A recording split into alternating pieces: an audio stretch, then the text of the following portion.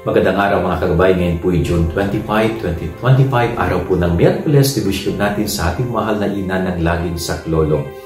Pinag-iingat po tayo ng Panginoon sa mga bulaang propeta na naglalakad-lakad at nanghihikayat na ginagamit ang pangalan ng Diyos, ginagamit ang mga aral ng Diyos, subalit ang totoo ay meron silang masamang intensyon.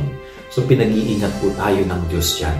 Maging mapanuri sa ating sinusundan, maging mapanuri sa ating pinakikinggan. At ito po isang lesson na tayo mga tao ay wag lamang dapat umaasa sa kung ano ang sinasabi at tinuturo, pinangangaral ng iba. Sa ating pananampalataya, dapat tayo rin nagsisikap na gagawa ng ating personal na paraan upang sa ganun ma-discover pa natin ang Diyos sa ating buhay. Higit natin siyang makilala sa pamamagitan ng ating sariling pagsisikap. Yan ang ating gabay-aral ng maghapon. God bless po sa inyo lahat. Pagpalain kayo ng Panginoon.